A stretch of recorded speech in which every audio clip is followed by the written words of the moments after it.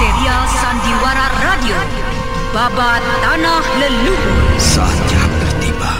Sebentar lagi rasa sakit itu akan tiba. Aku akan menghentikan semedi itu setelah aku mendapatkan tanda-tandanya. Babat Tanah Leluhur. Sebuah kisah kolosal dari tanah leluhur ratusan tahun yang silam di tanah Pasundan, yang diwarnai dengan kekerasan, ambisi, keserakahan, iri dan dengki, serta cita-cita dan cinta anak manusia. Kau belum juga mengatakan siapa pembunuhnya. Aku akan memberikan balasan yang setimpal padanya. Babat Tanah Leluhur. Naskah disusun oleh Tisar Sponsen. Ide cerita Cece Suhyar. Teknik dan montase Yadi Enos. Musik oleh Haris Sabar dengan sutradara Thomas Age. Babat Tanah Leluhur Didukung oleh artis-artis Sanggar Prativi. Chris Urspon sebagai Raden Sakapalwaguna, Mucus sebagai Kilanjo, Herman sebagai Arit Lungkah, A.P. Burhan sebagai Surembangan, dan pembawa cerita Neni Sumardi. Pada kisah yang lalu diceritakan, Paramita telah kembali pada Raden Purbaya. Ia meninggalkan Resi Amista yang berada di Keraton Kencana Wungu. Dan kedatangannya membawa tugas dari Resi Amista gurunya untuk menaruh bubuk kuning di dalam makanan maupun minuman Raden Purbaya. Karena janji Resi Amista yang manis, Paramita bersedia untuk menemui Raden Purbaya dan berpura-pura bersikap manis untuk mencari kesempatan tersebut.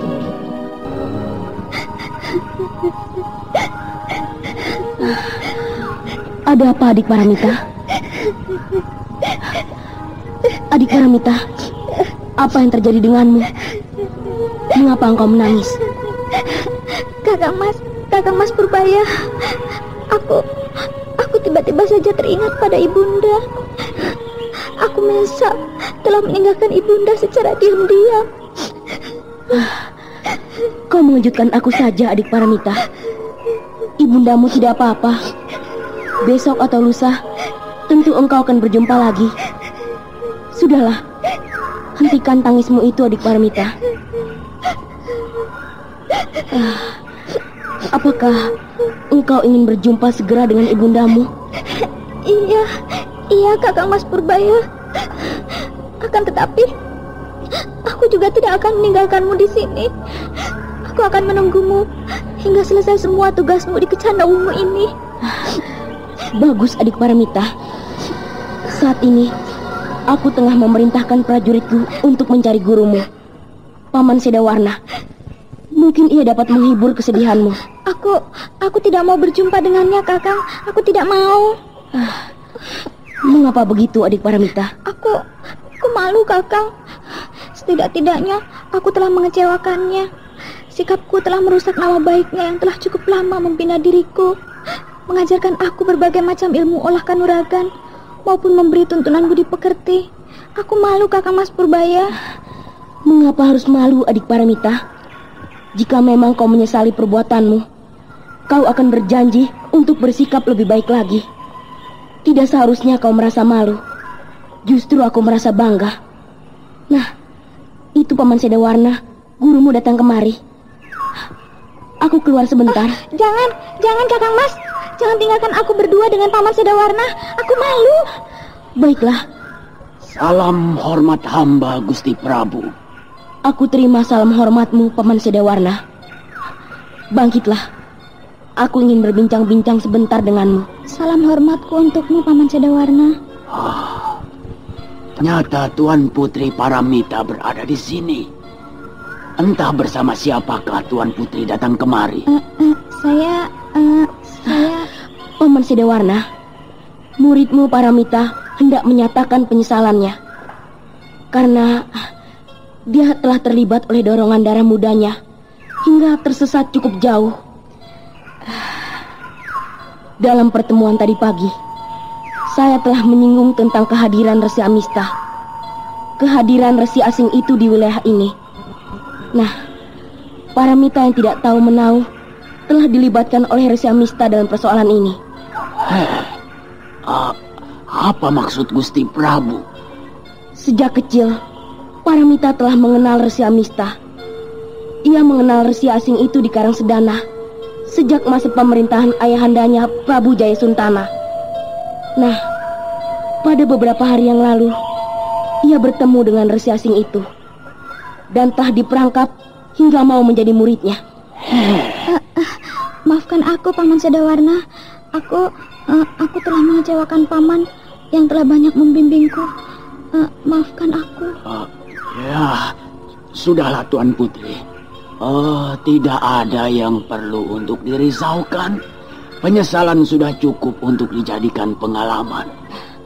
Nah, Paman, aku memanggil Paman kemari adalah hendak mengubah sedikit rencana kita untuk malam nanti. Bagaimanakah itu, Gusti? Paman aku harapkan untuk tetap tinggal di sini bersama dengan pasukan besar. Mengapa begitu, Gusti? Hamba siap untuk maju dan menghadapi kelompok Resi Amista. Pasukan besar kita ini serta pasukan dari Jati Bandar tetap membutuhkan satu pimpinan yang utama, pimpinan yang cakap. Karena itu, dengan sangat saya mengharapkan agar Paman bersedia untuk tinggal di markas sementara ini. Dengan sepenuh hati saya menjunjung titah tuanku. Kiai Sedawarna yang arif itu mengerti akan maksud dan tujuan junjungannya. Walaupun ia sangat berharap untuk turut pergi menyerbu ke keraton Kencana Wungu, tapi ia menahan diri. Ia mengerti di samping mengurus pasukan besar, ia juga mempunyai tugas khusus mengawasi muridnya, Putri Paramita, yang baru saja tiba di markas sementara di tengah-tengah hutan di wilayah Kencana Wungu. Dan engkau, adik Paramita, kuharap mau mendengarkan kata-kata gurumu dan jangan sekali-sekali meninggalkan markas sementara, walaupun hanya beberapa puluh tombak. Maksud Kakang Mas? Kakang Mas tidak akan mengajak aku serta? Aku dapat banyak membantu Kakang Mas memasuki keraton Kencana Wungu. Jangan, untuk sekali ini saja.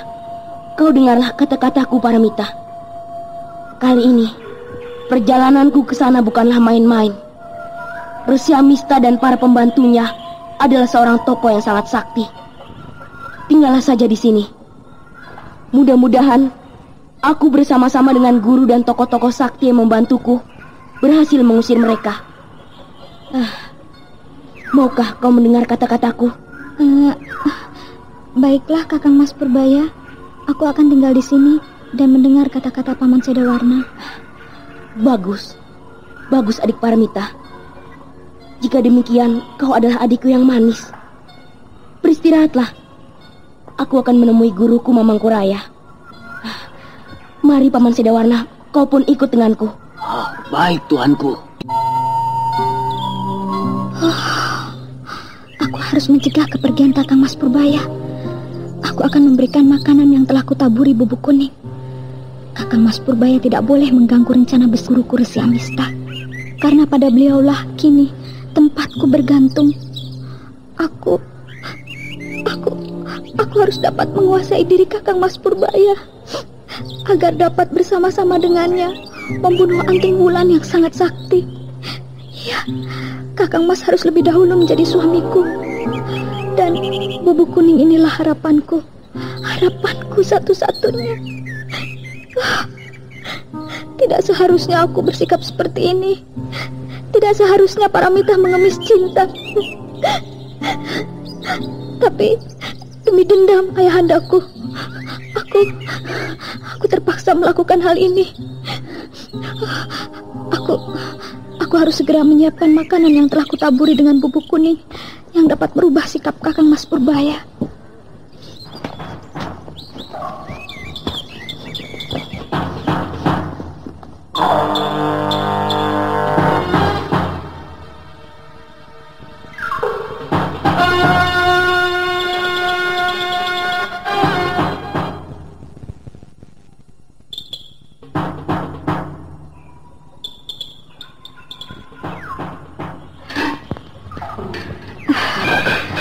Siap sudah semuanya.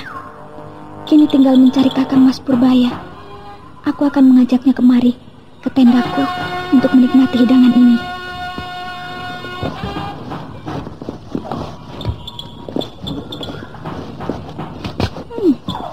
Hari sudah sore. Aku harus cepat-cepat menemuinya. Oh, itu dia tenda Kakang Mas Purbaya. Tadi aku melihatnya memasuki tenda besar itu bersama dengan Paman Sadawarna. Berhenti, Tuan Putri. Di dalam sedang ada pertemuan penting. Sebaiknya Tuan Putri tidak usah mengganggunya. Kurang ajar. Apakah kau tidak mengerti siapa aku ini? Mengapa kau menghalangi aku? Maaf, Tuanku. Ini adalah perintah dari Gusti Prabu. Gusti Prabumu memerintahkan engkau untuk menghalangi aku masuk menemuinya? Tidak, Tuan Putri. Tapi Gusti Prabu memerintahkan hamba untuk melarang siapapun yang masuk. Saat ini Gusti Prabu tengah mengadakan pertemuan penting. Prajurit tidak tahu diri. Aku tidak peduli. Maaf, Tuanku. Kurang ajar.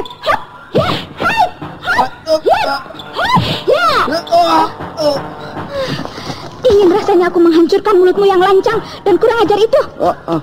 Ampun, Tuan Putri. Hamba hanya sekedar menjalankan perintah. Lalu sekarang, apakah engkau masih tetap akan menghalangiku? Ya, selama hamba masih sanggup, perintah itu akan hamba jalankan. Setan, kau benar-benar minta lebih keras ajarannya ya?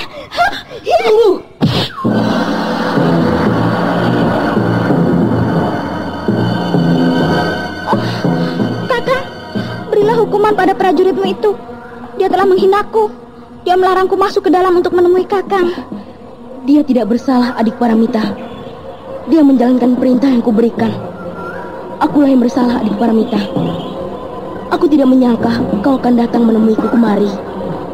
Jika saja aku tahu, tentu perintah itu aku berikan kekecualian. Kau tidak dapat menyalahkannya. Ada apa engkau mencariku? Ya, baiklah. Memang aku yang bersalah. Tidak, engkau tidak bersalah, adik Paramita. Ini hanya sebuah kepahaman. Iya. Ada apakah, adik Paramita? Aku menyiapkan masakan untuk Kakang Mas Purbaya. Aku ingin Kakang Mas mau menerima undangan makan dariku sebelum berangkat. Aku sendiri yang memasaknya di dapur barak ini. Ayolah Kakang Mas nikmati masakanku. Sayang sekali, adik Paramita. Aku harus segera berangkat. Kami telah memutuskan berangkat sore ini juga. Ada pertemuan di Kota Raja sebelum kami menyatroni Keraton Kencanawungu. Tapi Kakang Mas dapat singgah di tendaku sebentar saja. Cicipilah sedikit apa yang telah kubuatkan untuk Kakang Mas. Maafkan aku, adik Paramita. Besok saja kita bersama-sama lagi. Pertemuan di Kota Raja sangatlah penting. Dan itu sebelum senja.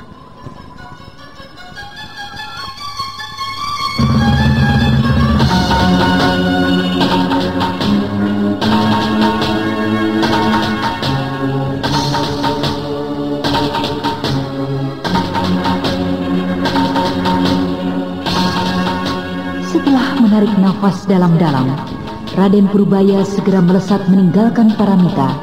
Dan kemudian Cempaka, Mamang Kuraya dan seorang laki-laki bertubuh tinggi besar dan gagah menyusulnya.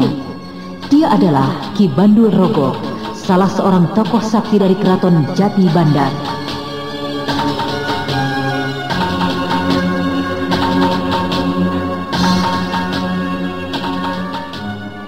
Kiai Sadawarna yang tinggal bersama dengan Paramita mendekati muridnya dan mencoba untuk menghiburnya. Akan tetapi, belum lagi Kiai Sadawarna sempat menyapanya, Paramita telah meninggalkannya sambil terisak sedih. Kakek tua yang pernah memberikan tuntunan pada gadis manja dan keras kepala itu hanya dapat menggelengkan kepalanya saja.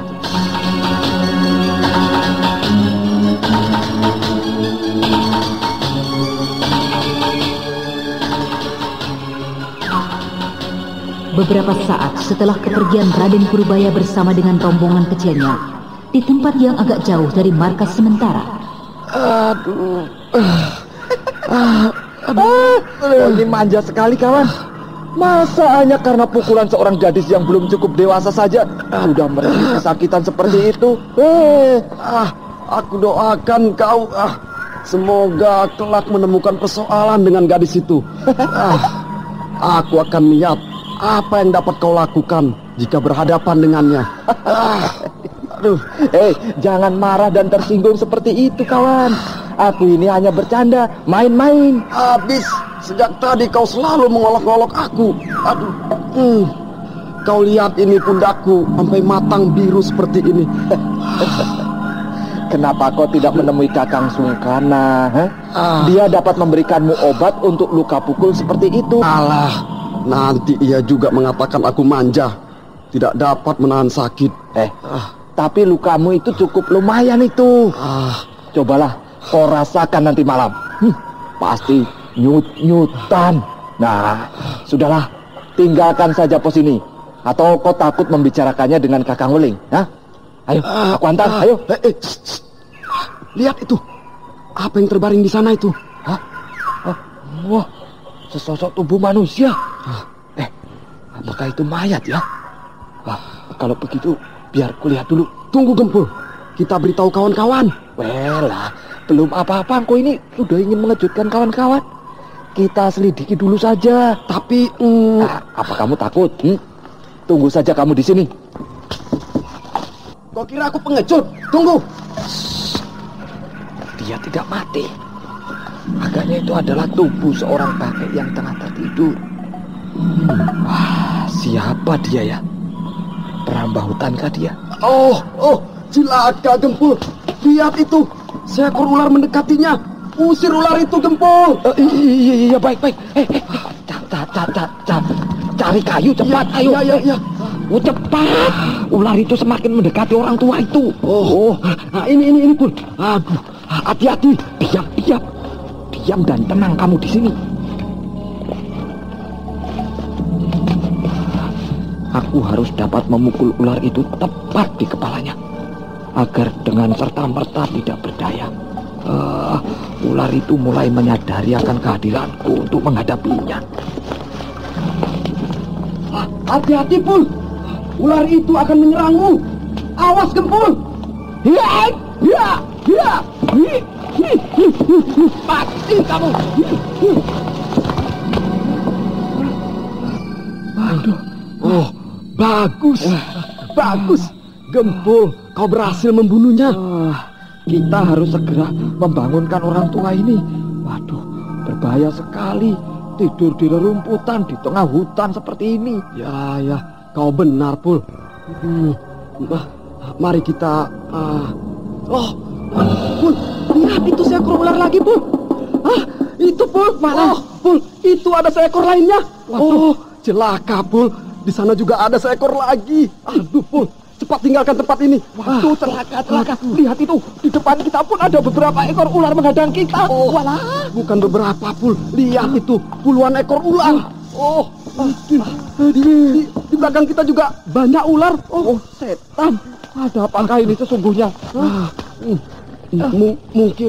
Mungkin kau telah kesalahan membunuh, Pul. Ular tadi pastilah ular jadian. Atau ular penguasa hutan ini. Kita terjang saja tempat ini, Pul. Tidak mungkin. Kau lihat itu, puluhan ular di sekeliling kita. Waduh, bahkan ratusan ular menyebar hampir di setiap bagian tanah dan rerumputan. Aduh, Don, ini berbahaya sekali. Panggil kawan-kawan, Don. Iya. Mereka jauh dari sini, Pul. Tolong kamu, teriak. Kawan-kawan, tolong, kawan-kawan, tolong.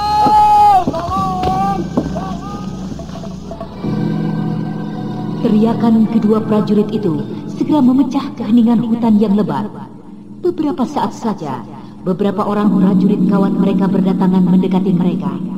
Akan tetapi, tiba-tiba saja mereka tersentak dan kemudian menghentikan langkah mereka kurang lebih 7 tombak di hadapan 2 orang kawannya, manakala melihat banyak ular di hadapannya. Gila, dari mana bisa datang ular sebanyak ini? Oi! Apa yang terjadi denganmu, Gempul? Dadung? Entahlah, Kang. Aku tidak tahu. Aku baru saja membunuh seekor ular yang hendak mengganggu kakek itu. Tiba-tiba saja muncul ratusan ular-ular ini, Kang. Tapi ular-ular itu tidak menyerangmu. Entahlah, Kakang. Tentu sebentar lagi. Tolong kau usir dengan api atau apa saja, Kakang. Cepat, Kakang. Sebelum ular-ular ini menyerang kami berdua. Lalu bagaimana dengan orang tua itu? Dia masih tertidur, kan? Tertidur? Tertidur katamu dalam suasana seperti ini? Pul, iya dong. Aduh, aneh. Kenapa dia masih saja tertidur? Dung. Kita bangunkan, Dung. Tunggu dulu, Pul. Tunggu dulu. Iya, ini aneh sekali. Aneh, Pul. Kenapa dia masih saja tertidur? Lihat itu napasnya begitu teratur. Dan keributan yang terjadi di sini tidak membangunkan dia tidur. Iya, waduh. Aku khawatir justru kakek tua itu adalah penunggu hutan ini, Pul. Ya, ayo kita tinggalkan saja tempat ini, Pul. Tahan. Kamu mau kemana? Lihat ular di belakangmu itu. Mau kemana kamu dong? Ingat ular-ular di sekeliling kita ini. Ya, Pul. Ketakutanku pada kakek itu sampai melupakan aku berada di kepungan ular.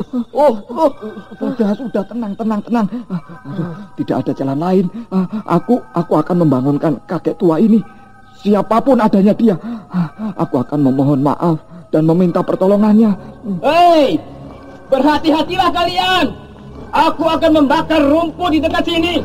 Aku akan berusaha mengusir ular-ular itu. Jangan dulu, Kang. Sementara ular-ular ini belum bergerak, aku akan membangunkan kakek tua ini. Tunggu dulu, Kang. Pul, berhati-hatilah, Pul. Kek, bangunlah, Kek. Waduh, Kek, berbahaya sekali keadaan di sini, Kek. Kakek.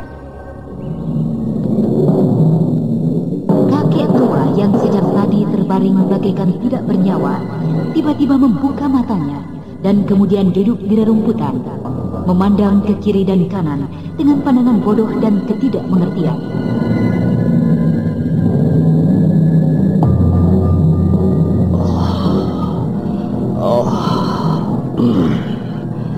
Apa yang telah jadi di sini?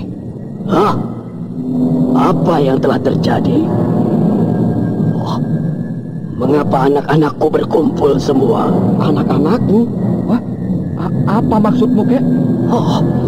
Siapa itu? Belang hitam. Belang hitam, kau tewas. Siapa yang telah membunuh engkau? Siapa yang telah membunuhmu? Aduh, celaka. Iya dong. Aduh, apa yang harus kita lakukan? Kakang, tolong! Siapa yang telah membunuh belang hitam anakku? Kalian kah? Bukan kamu. Pasti salah seorang dari kalian. Ayo, mengakulah. Aku akan membunuh kalian berdua. Dia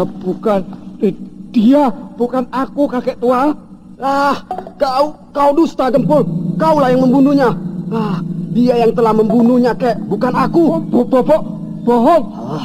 Ayo, mengakulah. Jika tidak,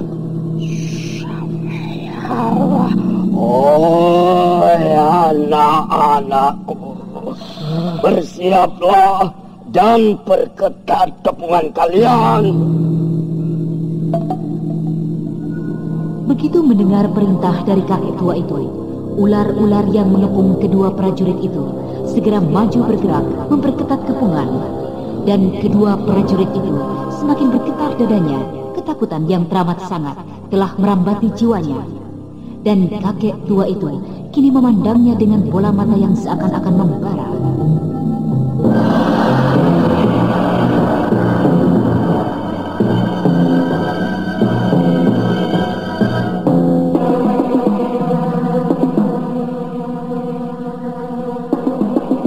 Mengakulah kalian cepat. Iya betul, dia, Kek. Bu. Kurang ajar kau, Gempul.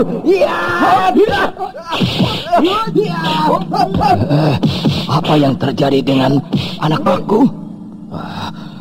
Mereka berdua saling serang, bertempur bagaikan orang gila. Oi, Anjil, bakar cepat rumput itu. Kau juga Daksa, bakar di sebelah sana. Ayo cepat. Oi, Gempul, Dadung, berhati-hatilah. aku akan membakar rumput dan mengusir ular-ular itu. Silakan.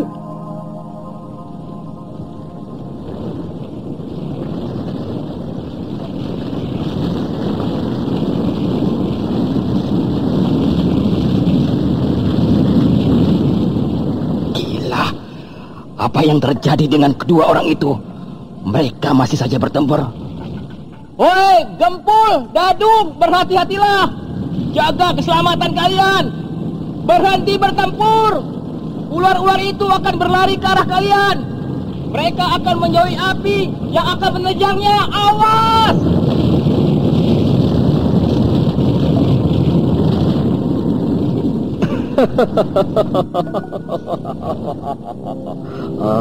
Kau salah menilai, salah memperhitungkan medan, prajurit bodoh. Kau lihatlah kemana arah angin berhembus.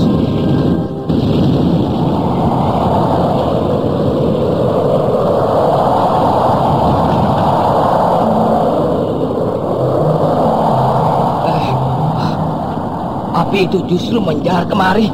Aneh. Tadi angin ini berhembus ke arah sana. Woi, awas, berhati-hatilah. Menyebar dan selamatkan diri kalian.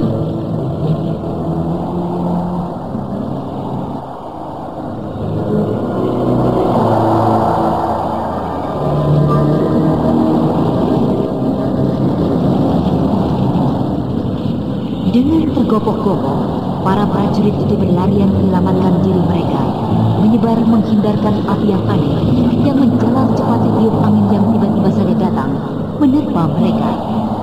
Sementara itu, ular-ular masih saja tetap berkumpul di tempat semula.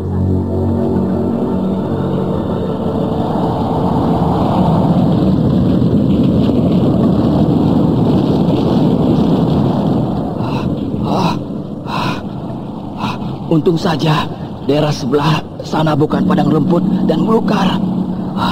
Bebatuan dan pasir itu menghalangi lajunya api aneh itu. Setan keduanya masih juara bertempur. Woi, Gempul, Dadung, berhenti. Apakah kalian sudah gila? Mengapa kau mengganggu kesenangan mereka? Mereka suka bertempur. Biarkan saja. Siapakah engkau ini, kakek tua? Apakah engkau penyebab kedua orangku bertempur? Aku adalah penguasa hutan ini. Kedua orangmu itu telah membunuh ular kesayanganku. Dan mereka berdua telah mendapat kutuk. Hari semakin sore. Keadaan menjadi semakin berbahaya. Aku harus segera mengusir ular-ular itu. Dan juga kakek tua yang bertingkah seperti iblis. Hei, hujani kakek tua itu dengan panah. Baik, kau kira mereka akan mematuhi perintahmu, prajurit goblok? Kau kira mereka akan mau menyerang aku? Kau lihatlah, anak-anak buahmu itu justru mengasihani aku yang sudah tua renta seperti ini.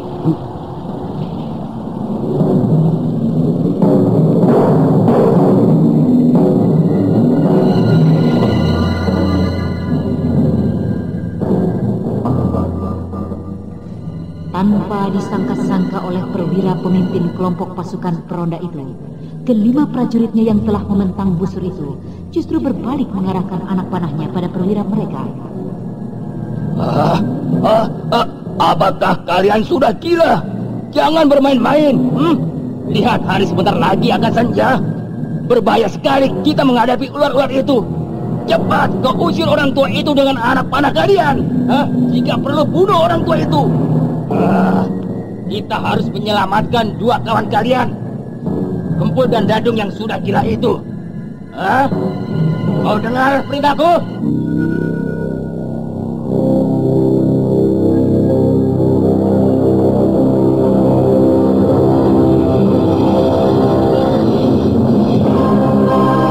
Melihat para prajuritnya masih saja mengarahkan anak panahnya pada dirinya, perwira pasukan peronda itu segera menyadari akan terjadinya satu ketidakwajaran. Dan ia pun segera menyiapkan dirinya. Pedang di pinggangnya telah disentuh dengan tangannya. Dan bersamaan dengan itu, 5 anak panah meluncur dari tangan anak buahnya itu. Dengan pedang berputar dan sambil melempar, tubuh perwira itu berhasil menyelamatkan dirinya dari 5 anak panah yang menyerangnya.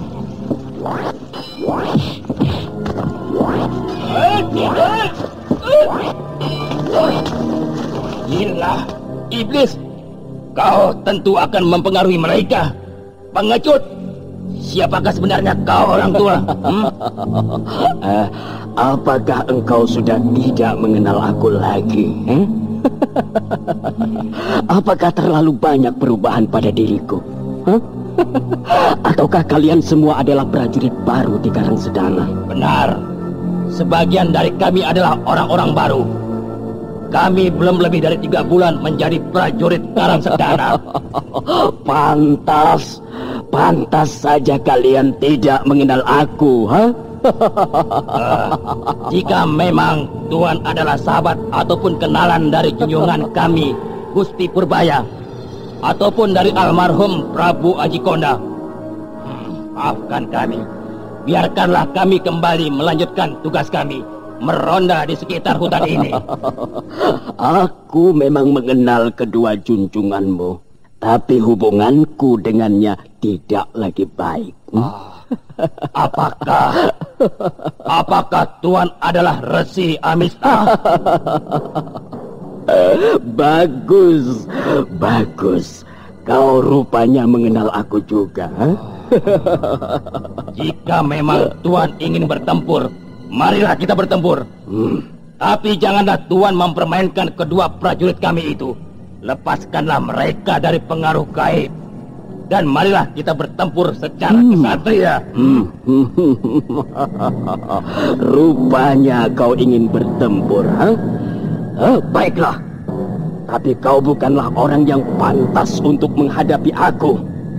Itu, merekalah lawanmu. Beranikah kau berhadapan dengan mereka?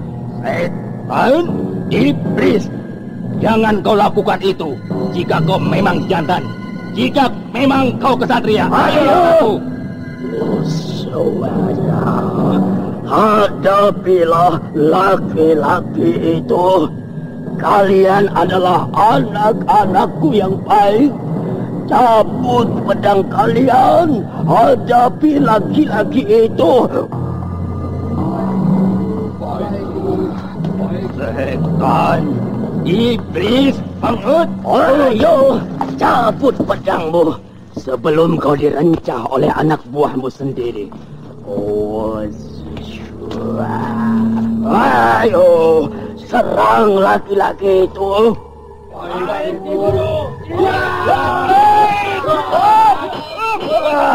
Gila! Hei, sadarlah kalian. Bodoh, tolol. Aku ini pimpinan kalian. Sadarlah. Aku Kakang Sumar.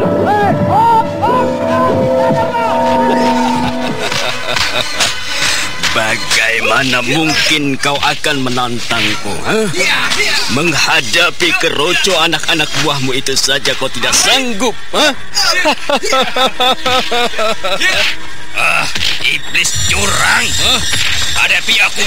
Jangan kau meminjam tangan orang dengan ilmu hitammu. Setan kau, melukaiku Rambus. Ya.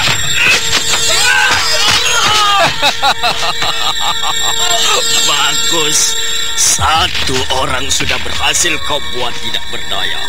Selesaikanlah seluruh lawanmu, baru kau dapat kesempatan menghadapiku.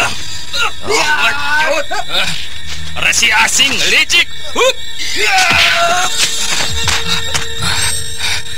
Aku akan menghadapinya dengan mempergunakan pedang. Berbahaya sekali jika aku sampai tidak dapat menguasai diriku. Kau menghadapinya dengan tangan kosong. Apakah kau kira ini main-main prajurit goblok? Kau akan mampus direncah anak buahmu. Cabut kembali pedangmu. Tanpa menghiraukan ejekan dari Resi Amista, perwira dari Karangsedana itu terus menyerang prajurit-prajuritnya dengan pukulan-pukulan yang mampu melumpuhkan mereka jika sampai berhasil menyentuhnya.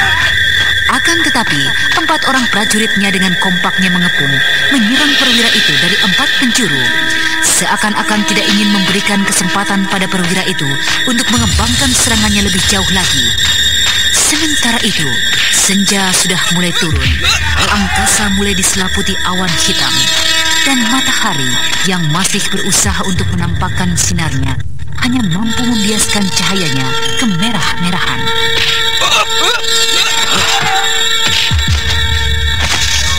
Tiba-tiba saja, secara aneh, ular-ular yang banyak bertebaran di tempat tersebut lenyap, dan Resi Amista melompat cepat menghilang meninggalkan arena itu. Dan tidak lama dari balik rerimbunan semak, muncul sesosok tubuh yang kemudian dengan tergopoh-gopoh melesat cepat menuju arena pertempuran yang sangat aneh itu. Hei, apa kalian sudah gila? Hentikan Sumar! Gila! Apa yang telah kalian lakukan? Kau harus kuberikan hukuman yang seberat-beratnya. Kau telah membunuh pimpinanmu sendiri. Hei, kalian juga berhenti! Laki-laki yang baru saja tiba, yang ternyata adalah Kiai Sedawarna, menerjang 2 orang prajurit yang masih saja bertempur. Tetapi yang terjadi kemudian adalah di luar dugaannya. Keduanya segera menyambut Kiai Sedawarna dan 4 orang prajurit yang baru saja menewaskan perwira pimpinannya turut menyerang Kiai Sedawarna.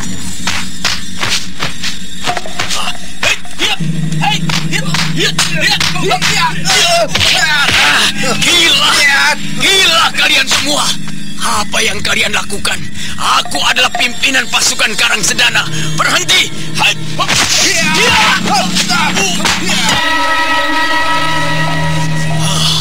Kau kira kau akan dapat membuat main aku pimpinanmu? Hayo, katakan apa yang telah terjadi.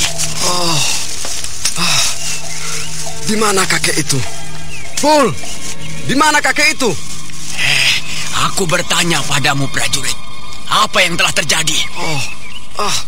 Tuanku Sedawarna. Maafkan saya.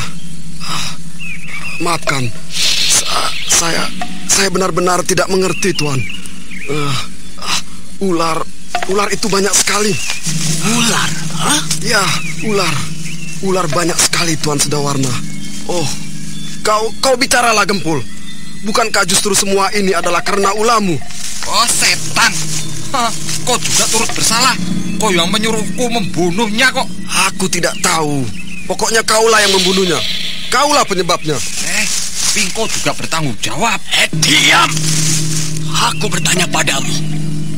Hei, prajurit. Ya. Apa yang telah terjadi? Oh, ular-ular itu, tuanku. Tiba-tiba saja muncul ratusan ekor ular. Setelah Gempul membunuh ular itu, ular yang akan membunuh kakek iblis itu. Kakek iblis? Ya, kakek itu tiba-tiba saja mengatakan bahwa ular itu adalah anaknya.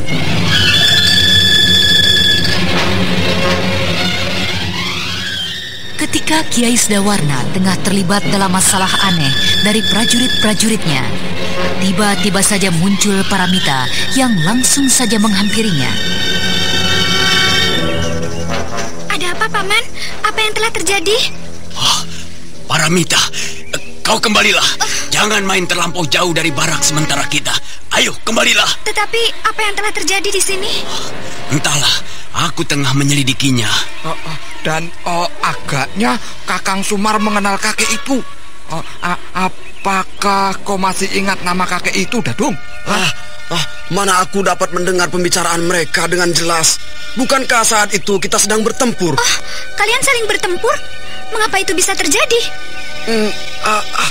Dia, Gempul, menuduhku yang membunuh ular itu. Agaknya orang itu mempunyai kekuatan gaib yang mampu mempengaruhi jiwa dan perasaan orang lain. Mereka juga baru saja mengeroyokku. Saya, Tuan. Saya juga, Tuan. Tuan mengatakan kami. Itu dia bayangannya. Hei, tunggu! Sepertinya aku mengenal suara kakek tua itu. Apakah kakek itu adalah seorang resi? Resi? Oh, iya.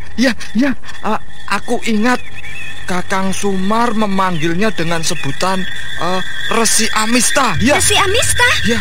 Oh, aku akan mencoba mencarinya. Hop! Paramita segera melompat mengejar Kiai Sedawarna ketika tahu bahwa gurunya lah yang menyebabkan semua kejadian itu. Akan tetapi, baru saja ia meninggalkan prajurit-prajurit Karang Sedana yang menjadi korban Resi Amista, sebuah suara memanggilnya dan memaksanya untuk segera berhenti. Mita, kemari. Engkaukah itu, Kek? Benar, Mita. Ayo kemari. Dan mari kita bicara di tempat yang sepi dan tersembunyi. Baiklah, Kek. Ayo.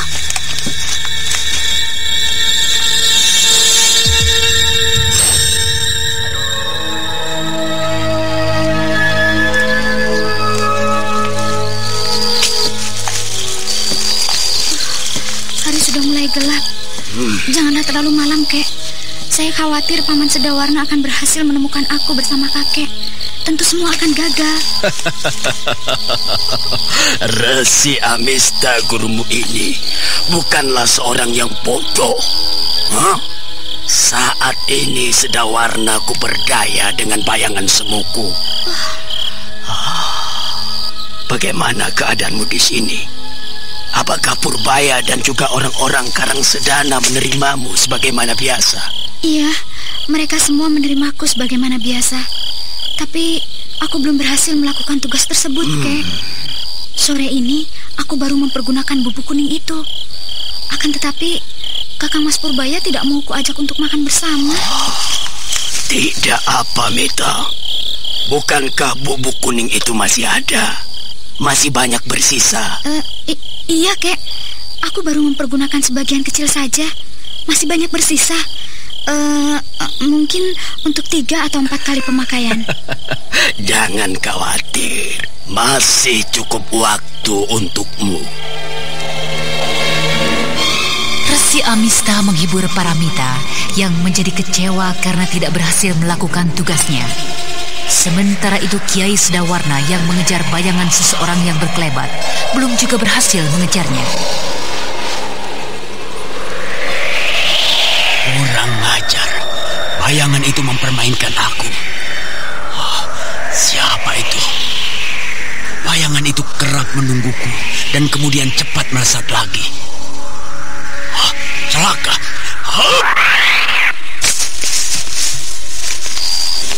Jangan-jangan aku telah terjebak.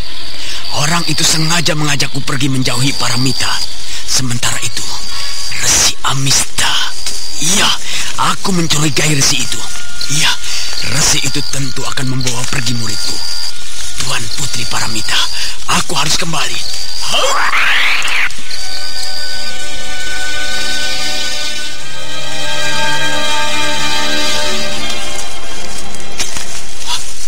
Kemana bayangan tadi? Itu dia. Bayangan itu masih saja mengikutiku di belakang. Dia tidak mengejarku kemari. Setan, kau rasakan ini pisau terbangku.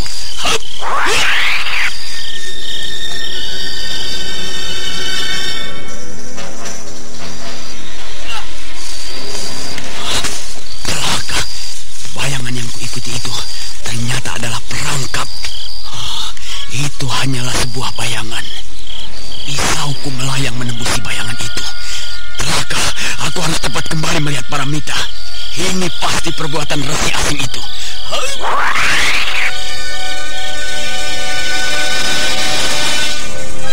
Resi Amista yang sombong dan terlalu percaya diri menjadi lengah. Ia terus berbincang memberi petunjuk pada Paramita tanpa khawatir akan kehadiran Kiai Sedawarna. Tetapi kemudian terjadilah hal yang benar-benar di luar dugaannya.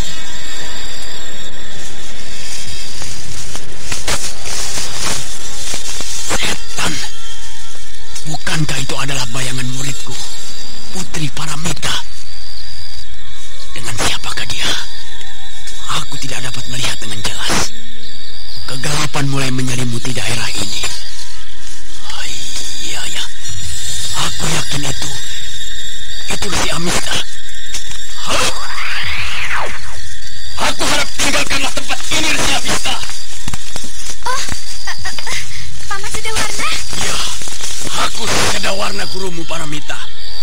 Apa yang sedang kau bincangkan dengan resi asing itu? Kemarilah. Saya... Rupanya kau masih jeli dan mengenal aku, Sedawarna. Tetaplah di sini, Paramita. Kau tidak perlu takut pada orang tua itu.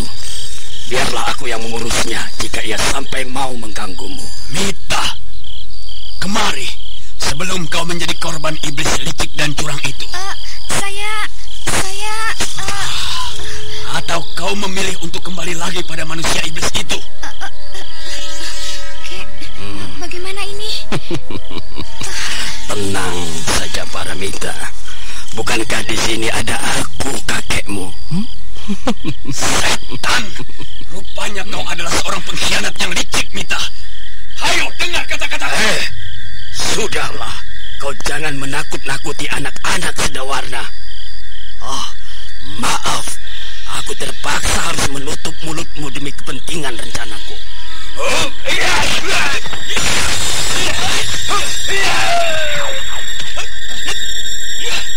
Aku tidak banyak waktu untuk melayanimu. Hadapi sini Aji 5 bayang-bayangku.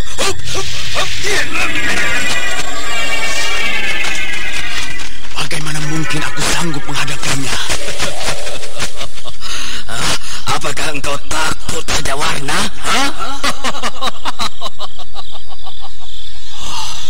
Kau kira aku gentar menghadapi Aji 5 bayang-bayangmu? Aku mungkin perlaya, tapi aku tidak gentar menghadapinya.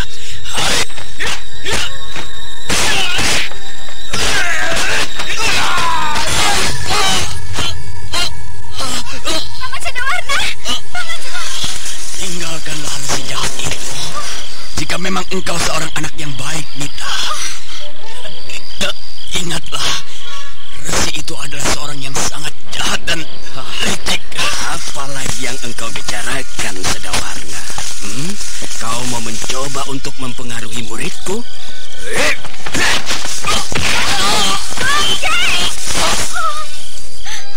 Mengapa kakek harus membunuh Paman Sedawarna? Paman! Kakek benar-benar telah membunuhnya. Kakek kejam sekali. Tahukah kau akan tugas yang akan kau lakukan? Apakah itu akan berhasil jika Sedawarna mengetahui hubungan kita? Dia pun sudah mendengar sebagian pembicaraan kita dari balik semak-semak itu. Berbahaya sekali. Kau tidak akan berhasil menguasai Purbaya, dan kau akhirnya tidak akan pernah dapat membalaskan dendam ayahandamu. Karena itu sadarilah, Mita. Pengorbanan harus terjadi. Jangan kau menjadi orang cengeng seperti itu. Tapi Paman Sedawarna adalah orang tua yang baik. Dia banyak membimbing saya sejak saya kecil. Sudah, jangan kau pikirkan lagi dirinya. Sekarang kau kembalilah. Aku akan kembali secepatnya ke kota raja. Aku harus menggagalkan rencana Purbaya untuk merusak rencanaku. Istana itu harus kupertahankan. Kembalilah. Masa depan kelak adalah untukmu. Untuk kita, Paramita. Kembalilah. Baiklah, Kek. Saya pergi.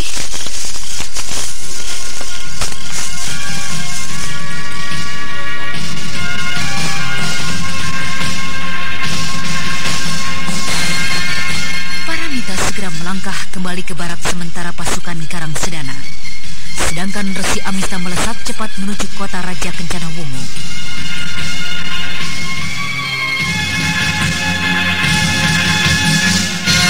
Sementara itu, Raden Purbaya bersama dengan rombongan kecilnya telah tiba di kota Raja Kencana Wungu. Dan kala itu, hari sudah mulai gelap.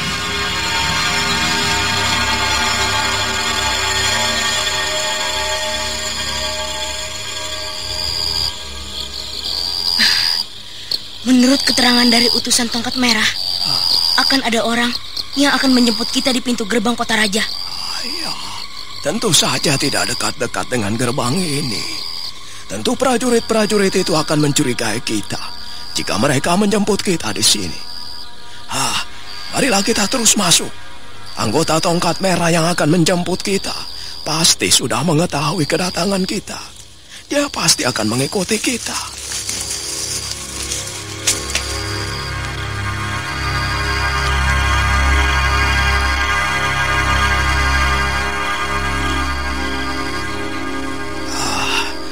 Apakah kau banyak mengenal tokoh-tokoh dari Keraton Kencana Wungu, Ki Jarot?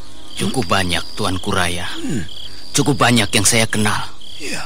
Tetapi hampir semuanya habis terbantai di hutan bambu Situraja. Memang cukup mengerikan lawan kita kali ini. Tidak usah gentar, Ki Jarot.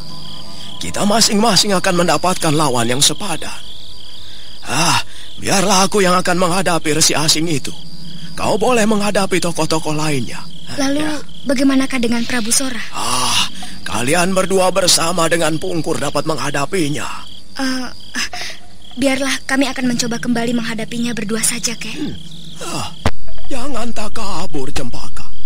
Banyu Cakrabuana yang dimilikinya akan dapat menghancur leburkan dirimu dan juga gustimu itu. Tapi bagaimana, Kek? Mereka masih mempunyai dua tokoh andalan mereka, yaitu Ki Sampar Angin dan Ki Cengkar Pawon.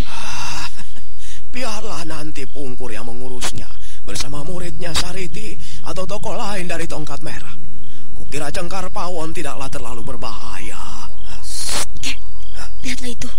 Seseorang mendekati kemari. Kukira pastilah itu anggota Tongkat Merah yang akan menjemput kita. Kita tunggu saja.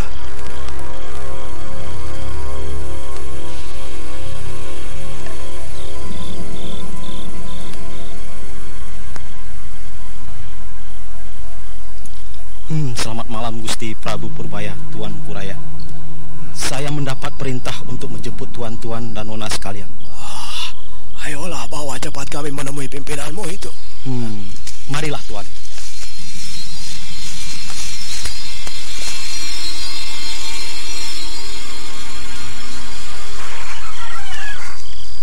Silahkan masuk saja ke dalam, Tuanku.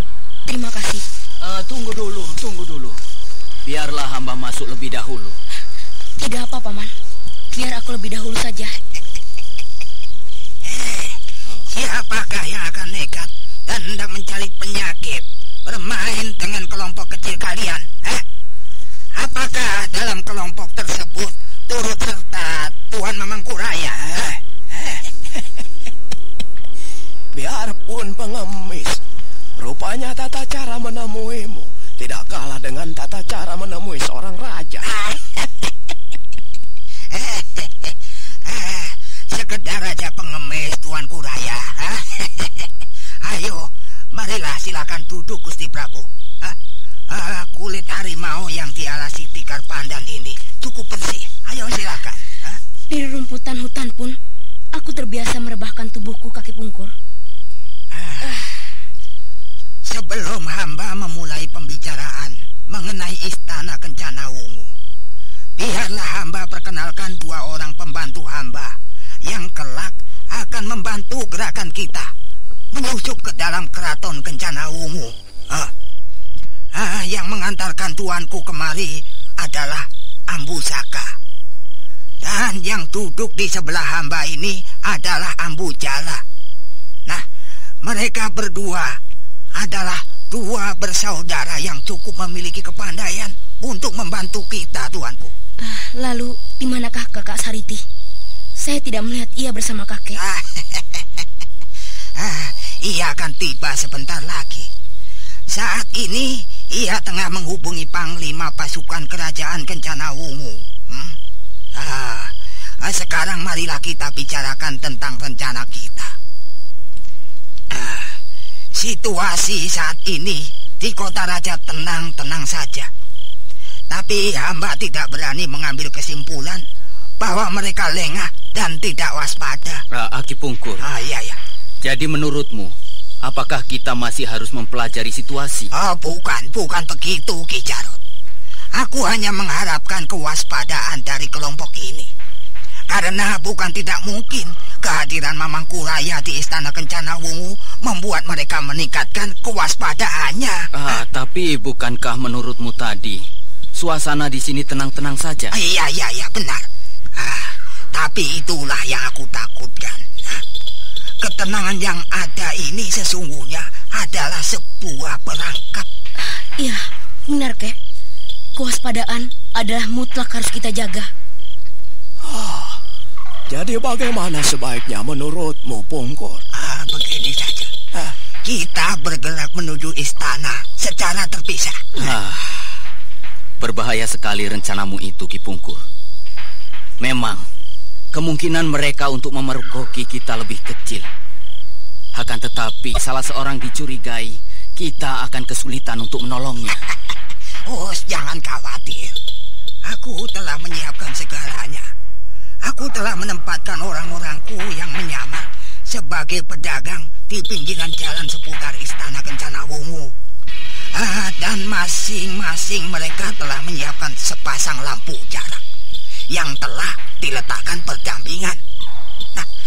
Apabila mereka melihat salah seorang dari kelompok kita mengalami kesulitan, mereka akan menyalakan sebuah lampu jarak lagi sehingga menyala secara berdampingan. Dan secara beruntun, secara beranting, kawan-kawan mereka akan menyalakan lampu jarak itu sehingga nyala berdampingan. Dengan demikian, kita dapat mencari dengan meninggalkan pos kita. Waduh, cukup bagus rencanamu, Pungkur. Sekarang tentukanlah sekalian pos-pos yang harus ditempati oleh kami. Itu begini. Iya. Gusti Purbaya dan Cempaka yang sudah mengenal Prabu Sakti Dewangga menempati pos barat.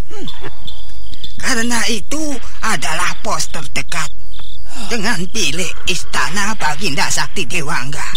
Iya. Nah, kemudian Tuang Kuraya menempati pos timur seorang diri. Dan kau, Ki Jarot, akan ditemani oleh Ambusaka, salah seorang pembantu saya itu. Dan saya bersama dengan Ambujala dari pos selatan. Jika begitu, segera saja kita mulai. Benar, Kakek Pungkur. Kita berangkat saja segera. Iya. Sebaiknya kita tunggu saja, Sariti. Mungkin kita akan mendapatkan tambahan keterangan tentang situasi istana dari Panglima pasukan kerajaan. Tapi sampai berapa lamakah kita harus menunggu, Ki Pungkur? Aku kira tidak akan lama lagi. Dia akan tiba, Ki Jarot. Bersabarlah. Ya. Kita akan berangkat sekarang. Sariti sudah tiba. Dia sudah berada di depan gubuk ini. Iya. Kau benar, Tuan Kuraya. Agaknya Tuanku Purbaya sudah tiba di kota raja. Salam hormat saya haturkan untuk Tuanku, juga untuk kakek Mamang Kuraya. Salam hormatku juga untukmu, Kakak Sariti. Bagaimana pertemuanmu dengan Panglima pasukan kerajaan Kencana Wungu? Iya, Sariti. Ceritakanlah. Mereka semua sudah tidak sabar untuk segera berangkat. Panglima pasukan Kencana Wungu memberikan isyarat untuk segera bertindak. Ia mengatakan sudah mempunyai cara untuk menghadapi ilmu iblis dari begal-begal yang menyamar sebagai prajurit Kencana Wungu. Kalau begitu kita berangkat sekarang. Baiklah. Saya kira juga memang tidak ada lagi yang kita tunggu. Bagaimana Tuanku Purbaya? Tuan Kuraya? Kukira juga sebaiknya begitu, Kek. Jika begitu, ayolah. Tapi bagaimana dengan Sariti? Dia akan tinggal bersama kelompok Tongkat Merah. Dia akan memimpin kelompok Tongkat Merah untuk membantu apabila kita memerlukannya. Apakah saya tidak bisa ikut serta, Kek? Saya ingin sekali menemani Tuanku Purbaya dan adik Cempaka. Sariti, kau harus memimpin kelompok Tongkat Merah di kota raja ini, Sariti. Tapi, Kek, bukankah justru Paman Camar Sulung lebih mengetahui seluk-beluk di sini? Biarlah saya turut serta, Kek. Aku tidak keberatan dan bahkan senang sekali jika kakek mengizinkan kakak Sariti mendampingiku. Iya. Sariti? Kau boleh ikut, Sariti. Terima kasih, Kek. Ayolah kita berangkat. Tapi ada satu hal yang tidak boleh kalian lupakan. Resi Asing itu adalah lawanku. Berikan tanda jika salah seorang dari kalian bertemu dengannya. Baik, Kek. Ya. Dan satu hal lagi. Gerakan kita dimulai saat Prabu Purbaya berhasil tiba di bilik utama dan bisa menjaganya walaupun untuk beberapa saat. Berhati-hatilah kalian. Nah, mari kita pergi. Ayo.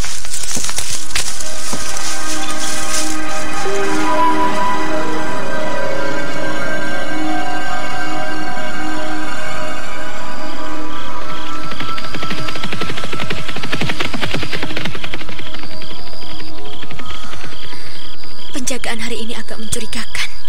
Tidak seperti biasanya. Bukan tidak mungkin mereka telah menduga tentang rencana penyerbuan kita. Ayo, kita bergeser lagi ke sudut bangunan ini, tuanku. Baiklah, mari Kak Cempaka.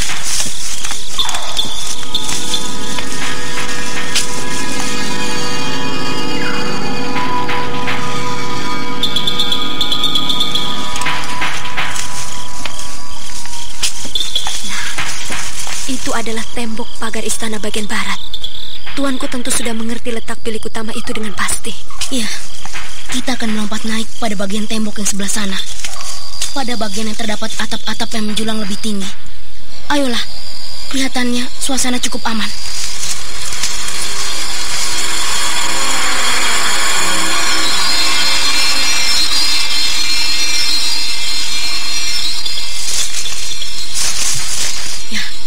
Kita melompat naik di sini. Hup.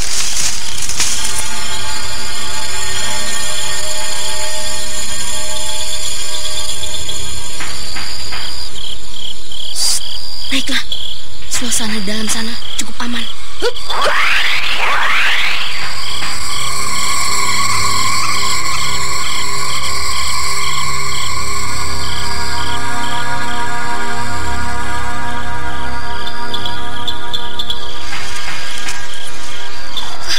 Merunduk, Kakak Sariti.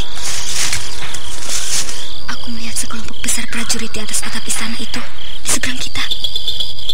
Banyak sekali. Nah, lihat. Di sana juga banyak prajurit berjaga-jaga. Aneh. Apakah ini adalah rencana dari Panglima Pasukan Kerajaan Kencana Wungu? Hei, lihatlah itu di bawah sana. Ratusan prajurit duduk berkumpul. Berangkap. Tunggu dulu, tuanku. Jangan mengambil kesimpulan begitu. Hamba rasa Panglima Pasukan Kerajaan Kencana Wungu tengah mempersiapkan sebuah jebakan justru untuk mereka. Tapi bagaimana mungkin? Nyatanya mereka berkumpul di dalam istana ini, seakan-akan tengah menunggu kedatangan kita. Dan aku merasa mereka juga telah mengetahui kedatangan kita. Benar, tuanku. Lalu bagaimana rencana kita selanjutnya? Tetap kita tidak bergeser sedikit pun dari rencana semula. Bilik yang kita tuju hanya diseling beberapa bilik dari tempat ini. Kita turun ke gerumbul semak di bawah sana saja. Ayo. Hup.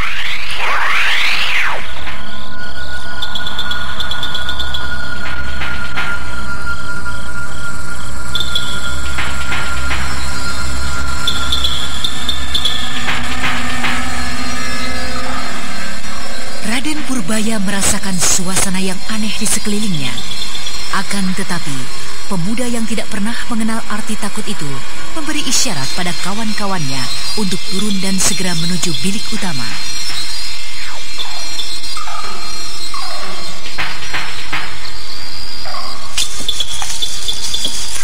Itukah biliknya, tuanku? Benar. Berarti kita harus melumpuhkan beberapa penjaga di atas sana. Oh, biarlah aku yang akan naik dan melumpuhkannya. Jangan, adik Cempaka. Biar aku saja. Aku harus membedakan pukulan serta serangan pada prajurit-prajurit di atas sana itu. Apa maksudmu, Kakak Sariti? Prajurit yang kali ini menjaga ada 2 kelompok. Aku harus memukul dengan keras pada prajurit Resi Amista karena mereka memiliki aji rawa rontik semua. Dan pada prajurit Kencana Wungu yang sesungguhnya, aku hanya akan sekedar melumpuhkannya. Tunggulah di sini. Oh, baiklah.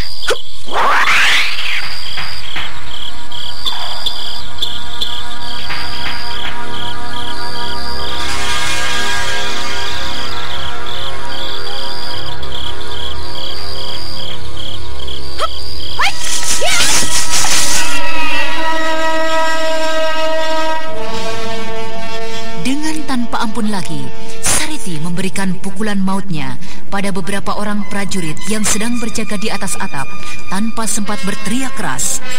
Sedangkan beberapa yang lainnya, prajurit yang mengenakan ikat pinggang putih, hanya dibuat lumpuh tak berdaya. Beberapa saat kemudian, Raden Purbaya dan Cempaka telah menyusul naik ke atas dan kemudian melompat ke arah taman kecil pada bilik utama Baginda Cakti Dewangga. Hey, mereka telah masuk perangkap. Kepung rapat-rapat, jangan berikan kesempatan untuk lolos.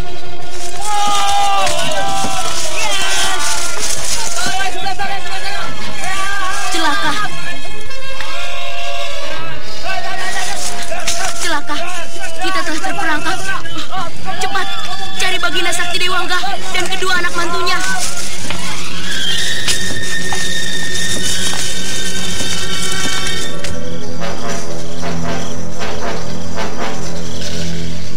Sariti dan Cempaka segera mengikuti Purbaya masuk ke dalam bilik Baginda Cakti Dewangga untuk mencari dan menyelamatkannya.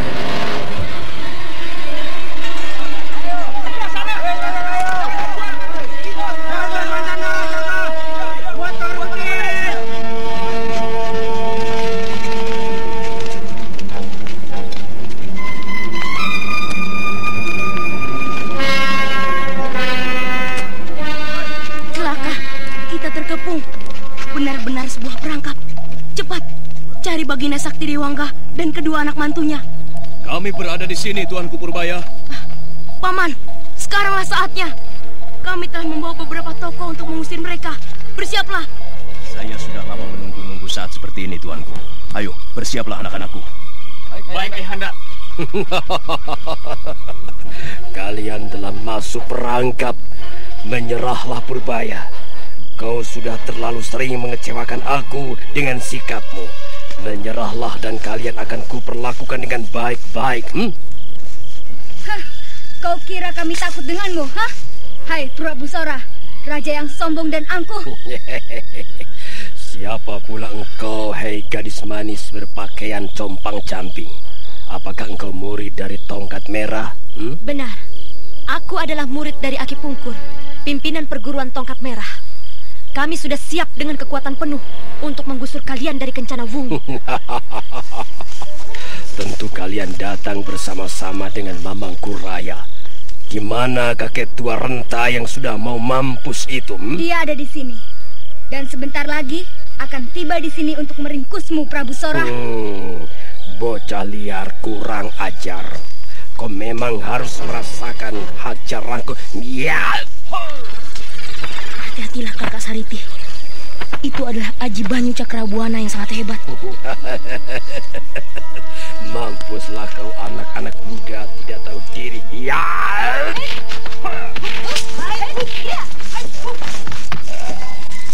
Aku harus berhati-hati. Jika sampai anak-anak setan itu berhasil menguasai kekuatan halusnya, aku harus segera meninggalkan tempat ini.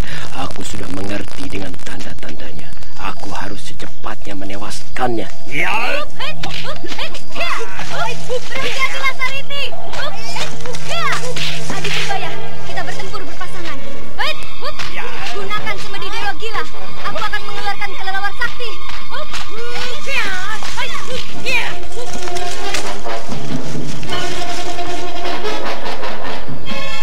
Pertempuran antara Prabu Sora melawan 3 remaja berlangsung dengan hebatnya. Sariti yang menyaksikan cara bertempur pasangan Purbaya dan Cempaka berusaha menjaga jarak dan menyesuaikan keadaan. Sementara itu di pinggir arena, tiba-tiba terdengar aba-aba yang keras menggetarkan seluruh istana. Sebuah aba-aba yang hanya dimengerti oleh orang-orang tertentu. Bersamaan dengan aba-aba itu, di antara kelompok prajurit yang bertebaran di seluruh bagian istana, terjadi kekalutan sesaat. Dan hanya beberapa saat saja, kekalutan itu hampir dapat dikatakan kembali menjadi tenang.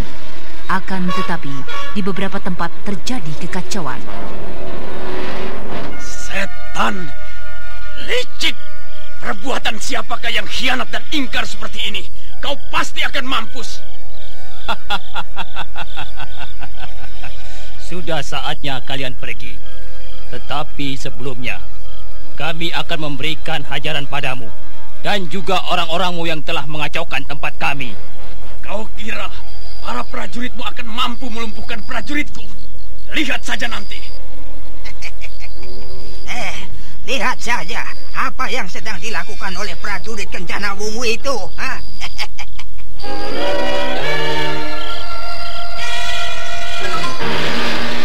Ki Sampar Angin beserta Ki Cengkar Pawon yang berada di halaman istana menjadi terkejut melihat kehadiran Ki Parangpungkur yang tiba-tiba. Akan tetapi, ia menjadi lebih terkejut lagi ketika melihat apa yang terjadi dengan orang-orangnya. Para prajurit Kencana Wungu ternyata telah menyiapkan tali, dan kemudian dengan cekatan mereka mengikat prajurit gadungan itu sebelum sempat melarikan diri dari totokan dan pingsannya dengan kemampuan aji rawa ronteknya. Terima kasih. Rupanya kalian sudah hadir semua. Terima kasih Ki Pungkur. Sekarang marilah kita menggebuk anjing-anjing pengacau itu. Hadi Pawon, marilah cepat kita selesaikan pengacau-pengacau ini. Baru kemudian kita menolong prajurit-prajurit kita.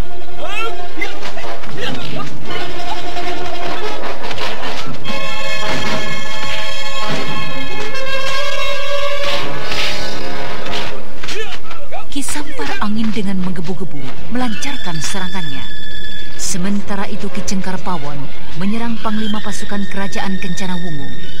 Sementara itu, 1-2 orang prajurit gadungan yang berhasil menyelamatkan diri dari sergapan yang tiba-tiba dari pasukan Kencana Wungu masih saja bertempur dikepung oleh puluhan prajurit Kencana Wungu. Ki Jarot, tokoh utama dari kerajaan Jati Bandar yang merupakan tetangga terdekatnya, melenting dan menyerang prajurit-prajurit gadungan yang tengah dikepung itu.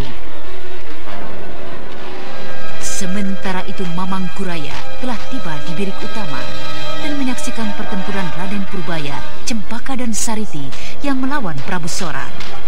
Pertempuran yang semula terjadi di halaman kecil bilik utama Baginda Cakti Dewangga kini beralih ke atas atapnya.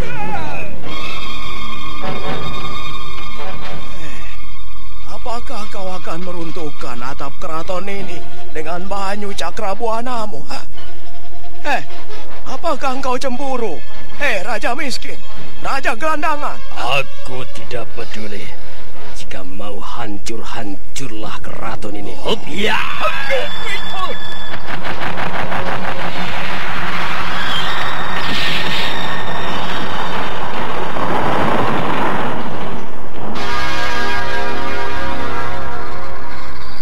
Ayo majulah kau kakek tua.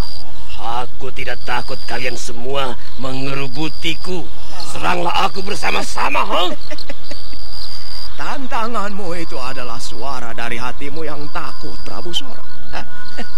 Jangan khawatir, aku tidak akan menyerangmu bersama-sama dengannya. Di manakah Resi Amista? Mengapa ia belum juga keluar? Sebentar lagi ia akan keluar dan menggulung kalian semua dengan ilmu sakti rawa ronteknya. Oh, setan. Kemanakah perginya Resi Amista? Mengapa ia belum juga tiba? Oh, berbahaya sekali jika sampai Mamang Kuraya terjun mengeroyok aku. Oh, tidak ada jalan lain. Aku harus mempercepat menyelesaikan pertempuran ini.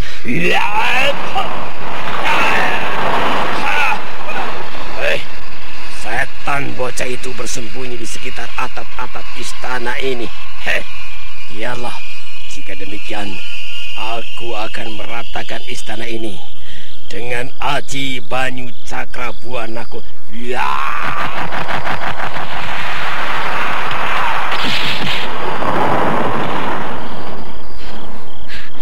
Kak Cempaka, sebaiknya kita keluar dari keraton ini. Betul, Adik Purbaya. Mari Sariti. Hup.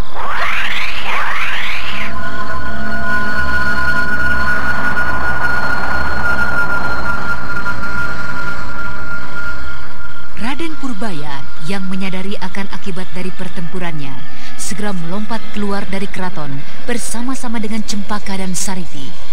Sementara itu, prajurit gadungan dari hutan bambu Situraja telah berhasil ditundukkan. Dan mereka yang telah terikat erat-erat digantung bagaikan kelelawar hampir di seluruh bagian istana. di pohon-pohon serta di tiang-tiang istana sehingga memudahkan prajurit-prajurit Kencana Wungu mengawasinya. Sementara itu, Resi Amista yang menjumpai Paramita di hutan di mana prajurit Karang Sedana bermarkas telah tiba kembali. Dan ketika melihat yang terjadi dengan keraton Kencana Wungu, ia menggeram hebat bagaikan tidak terkendali.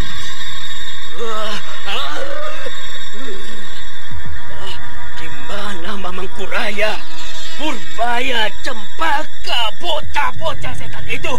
Ayo! Ini aku, Resi Amista! Hadapi aku! Ini aku, Resi Amista! Untuk apa kau berteriak-teriak seperti orang gila? Hah? Inilah aku, Mamangkuraya. Di mana bocah-bocah setan itu? Aku tidak gentar kepadanya. Aku tidak gentar dengan kekuatan yang tersimpan dalam dirinya. Kubunuh kau kakek tua.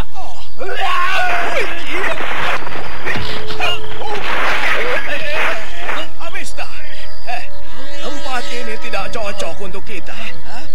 Mari kita tinggalkan istana ini.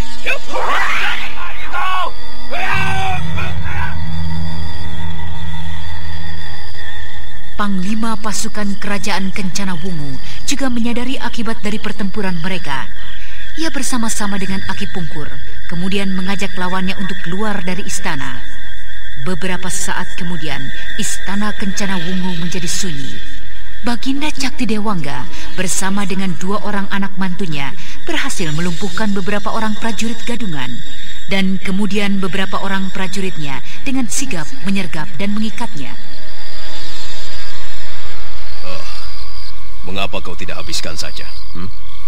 Bukankah berbahaya sekali kemampuan mereka? Menurut Panglima, beberapa waktu lagi kemampuan iblis mereka itu akan lenyap, tuanku. Mungkin 1 atau 2 hari lagi. Kita tidak perlu membunuh mereka semua. Baiklah, kau uruslah mereka semua. Siapa yang memimpin pasukan keraton saat ini?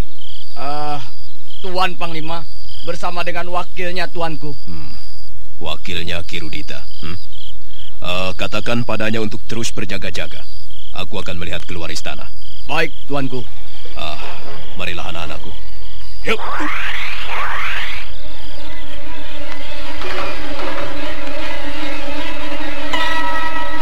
Sementara itu, pertempuran antara Raden Purbaya, Cempaka dan Sariti berlangsung dengan serunya. Prabu Sora dengan Aji Banyu Cakrabuananya berhasil mempersulit gerakan 3 remaja itu.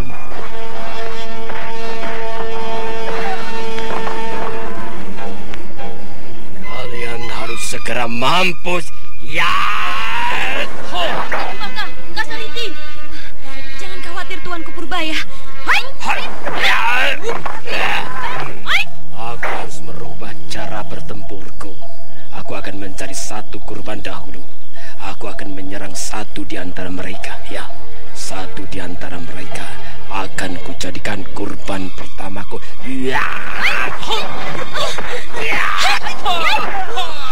Celaka adik Purbaya, berhenti serangan. Kakak Sariti dalam bahaya.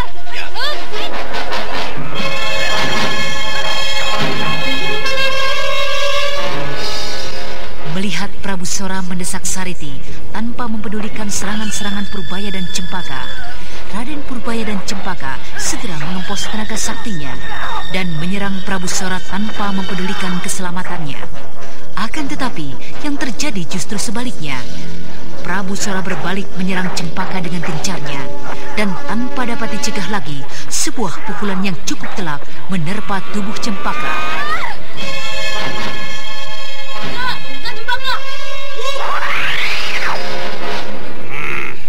Mampus kau Purbaya. Ya!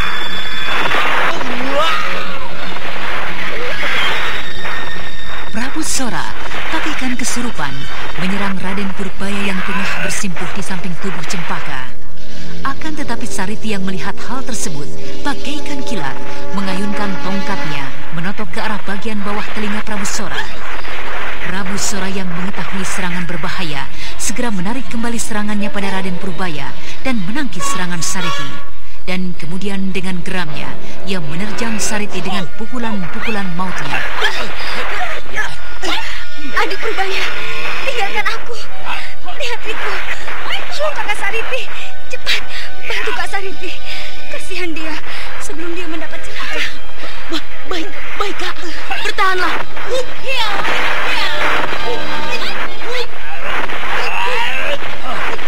Kau kira kau akan mampu bertahan lebih lama lagi?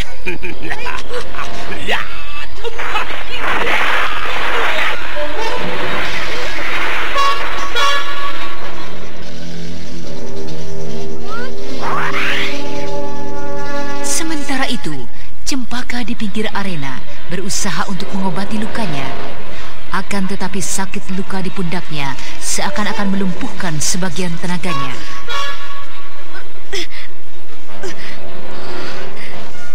Celaka, sakit sekali. Dewata, benar-benar tidak tertahankan lagi.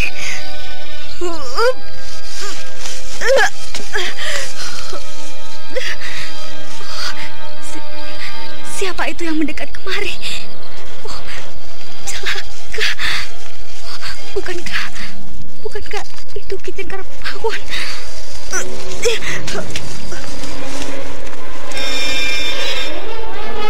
Dengan pandangan yang berkunang-kunang, Cempaka melihat sesosok tubuh yang mendekatinya. Sesosok tubuh yang ternyata adalah Ki Cengkarpawon.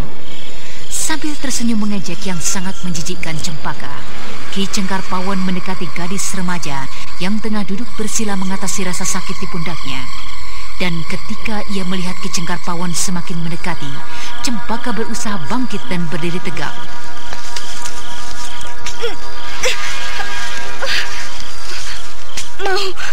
Mau apa kau mendekat kemari? Apa kau ingin mendapat hajaran dariku? Sungguh gadis yang hebat. Apakah kau membutuhkan tongkat untuk berdiri? Menyingkir kau? Atau apa? Atau apa, anak manis? Kau masih saja seperti seekor harimau, walaupun keadaanmu sudah seperti ini. Sambil terkekeh-kekeh, Ki Cengkarpawon mendekati Cempaka, dan kemudian dengan mudahnya ia menangkap tangan Cempaka yang gemetar tanpa tenaga. Lepaskan! Lepaskan aku! Raden Purbaya yang tengah bertempur menghadapi Prabu Sora, yang tengah terdesak sambil melompat ke sana kemari, menjadi semakin hilang konsentrasinya. Ketika mengetahui Cempaka berada dalam tangan Ki Cengkarpawon, Sariti yang melihat hal tersebut berteriak memperingati. Awas tuanku, kita tahan dulu beberapa saat. Mungkin sebentar lagi guruku akan membantu kita. Hati-hati Raden. Tapi Kak Cempaka, lepaskan. Aku jijik denganmu. Sudah, jangan berteriak-teriak. Awas, tenanglah engkau di sini. Kita duduk-duduk sambil berbincang-bincang. Lepaskan aku, iblis bau. Aku jijik. Lepas. Lepas.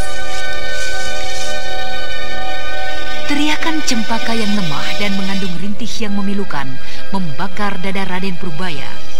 Ia merasakan darahnya mendidih. Tanpa mempedulikan lagi keselamatannya, ia melompat meninggalkan Prabu Sora, melenting menuju Cempaka yang tengah berkutat melawan di dalam pelukan Ki Cengkarpawon. Ki Cengkarpawon sangat terkejut melihat serangan mendadak dari Raden Purbaya. Dengan tergopoh-gopoh, ia berusaha menyambut serangan itu. Akan tetapi, Ki Cengkarpawon yang belum siap seutuhnya terlempar menerima pukulan Raden Purbaya dengan tenaga penuh dan tidak sadarkan diri.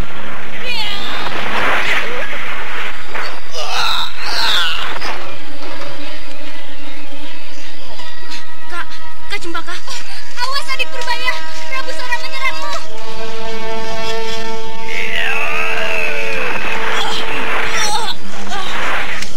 Aku harus segera membuatnya mampus sebelum terjadi hal yang aneh itu kembali.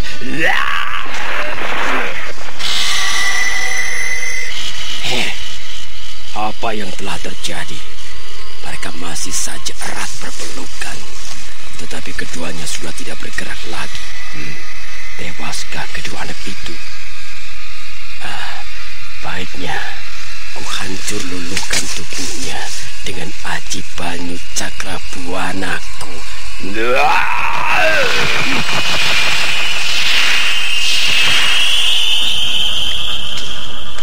Sariti yang terkapar lemah tak jauh dari tempat itu menyaksikan ulah kebiadaban dari Prabu Sora.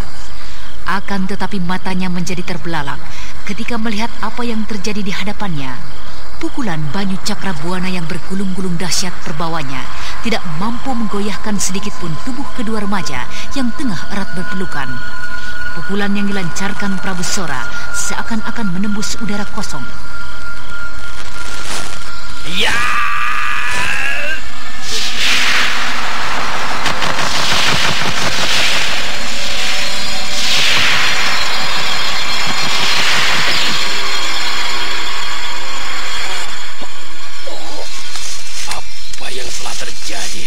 Apakah kekuatan itu telah hadir kembali? Apakah yang Wisnu yang bersemayam di dalam tubuhnya benar-benar? Itu tubuh kedua anak itu mengeluarkan sinar. Kekuatan itu, kekuatan halus itu akan hadir kembali. Aku harus segera tinggalkan tempat ini. Celaka. Aku tidak bisa menggerakkan kakiku seakan telah terpaku di tanah ini.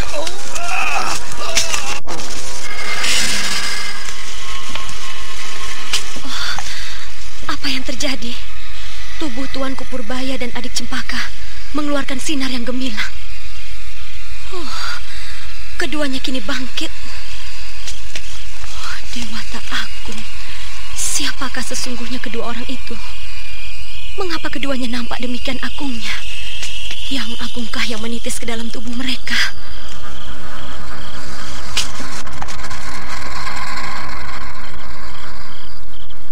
Kau kembali melakukan kesalahan, Prabu Sora. Kau telah melanggar janjimu sendiri. Karena itu, kau harus menerima hukuman atas semua perbuatanmu itu. Apakah yang sebaiknya kita lakukan terhadapnya, Dinda Pohaci? Kanda, pembuat malapetaka dan bala pada Mayapada ini harus dilenyapkan. Harus dimusnahkan penyebabnya. Kau bijaksana sekali, Dinda Pohaci. Nah, terimalah hukumanmu, Prabu Sora.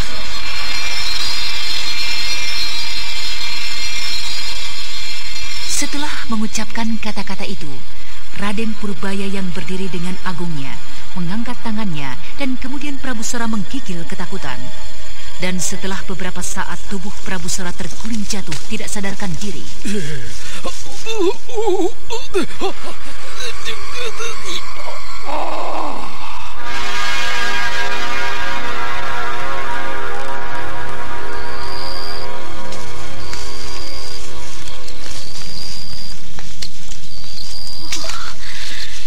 Yang Jagat Batara, apakah yang Wisnu yang berada di hadapanku?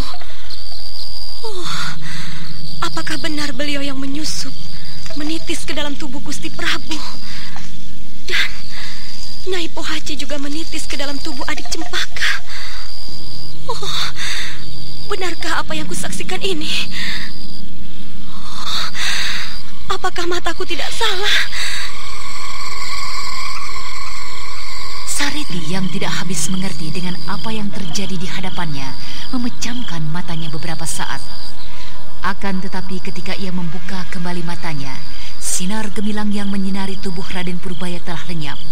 Sementara itu, tubuh Prabu Sora masih tetap tergeletak, tidak sadarkan diri.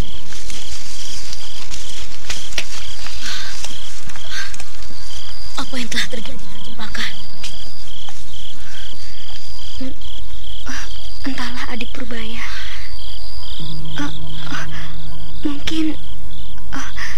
Mungkin telah terjadi lagi hal itu. Kekuatan itu hadir kembali. Iya, Adik Purbaya, lihat itu. Bagaimana bisa Prabu Sora terkapar tidak berdaya di sini?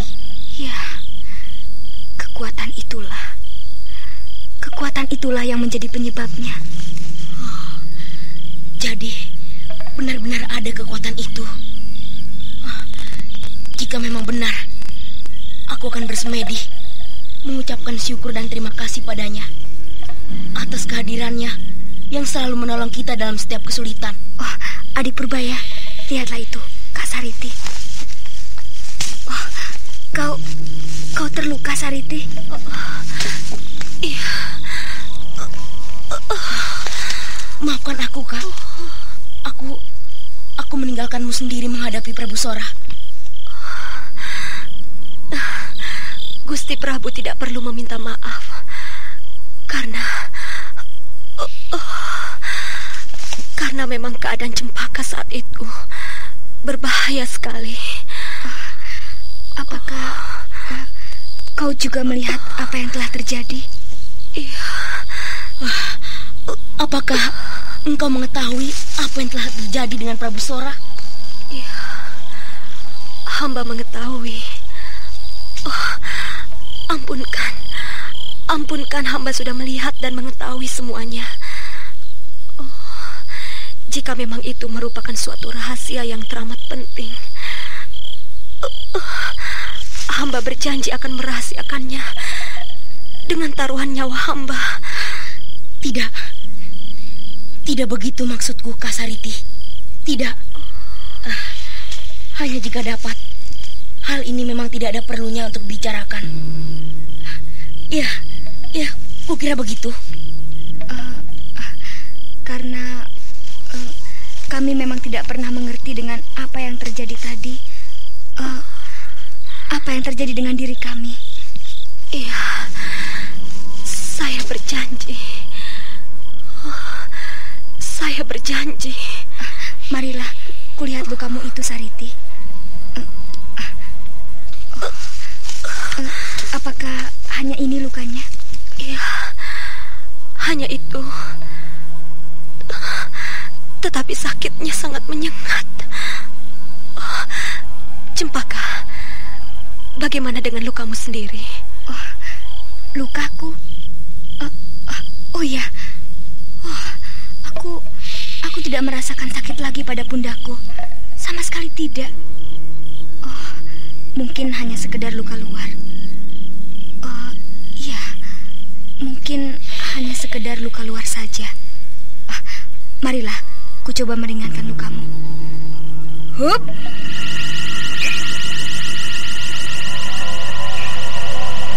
Cempaka menyalurkan tenaga saktinya untuk meringankan dan mengurangi rasa sakit dalam tubuh Sariti. Sementara itu, Raden Purbaya mendekati Prabu Sora dan melumpuhkannya dengan totokan di beberapa jalan darahnya. Dan kemudian Ki Cengkar Pawon yang masih tak sadarkan diri juga dilumpuhkan dengan cara yang sama.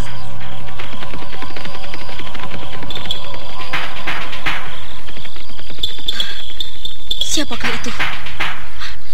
Apakah prajurit Kencana Wungu? Ya, pastilah prajurit dari Prabu Sakti Dewangga telah berhasil melumpuhkan prajurit Gadungan dari hutan bambu Situraja. Mereka semua membawa obor. Apa yang dicarinya?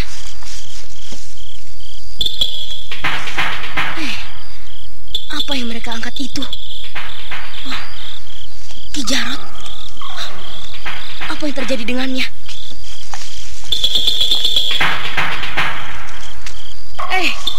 Biarkan orang itu, aku yang mengurusnya.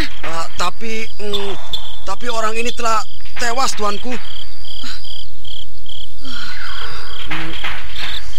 Baiklah, jenazahnya boleh kau bawa ke istanamu. Rawatlah dan sediakan sebuah peti yang indah.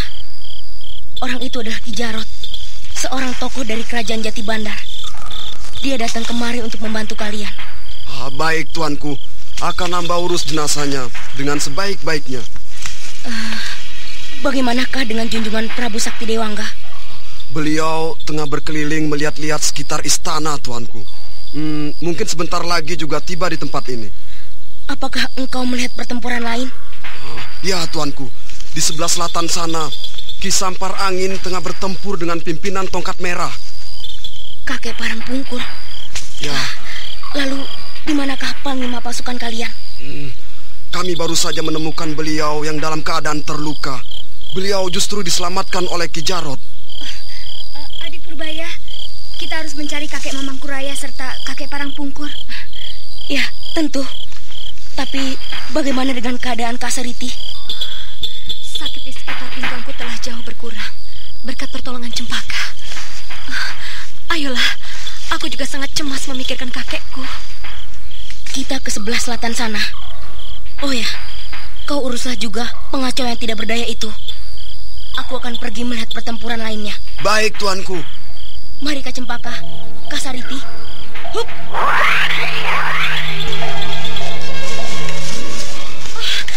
Lihat itu, kakek sudah mendesak Ki Sampar Angin.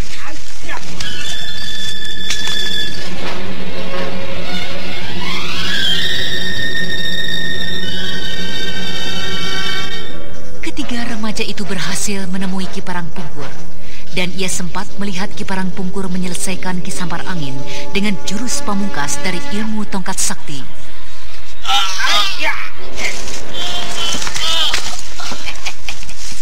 Mampuslah kau Sampar Angin.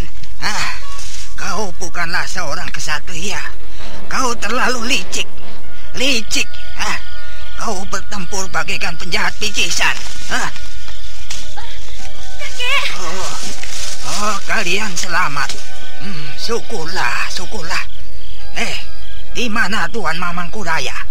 Dan Ki Jarot di mana? Ki Jarot telah tewas. Sedangkan kakek Mamangkuraya entah berada di mana. Kasihan sekali. Dia benar-benar seorang kesatria. Dia datang dari Jati Bandar sekedar untuk membantu dan menolong tetangganya. Marilah kita mencari Tuan Mamangkuraya. Dia tentu tidak terlalu jauh dari kota raja. Malam belum lagi sampai pada puncaknya. Ayo. Ya, keadaan kakek sangat gawat sekali. Aku mengkhawatirkan penyakitnya yang sewaktu-waktu akan kumat. Ayolah, kita kelilingi pinggiran kota raja. Pastilah mereka bertempur di luar gerbang kota raja. Hup!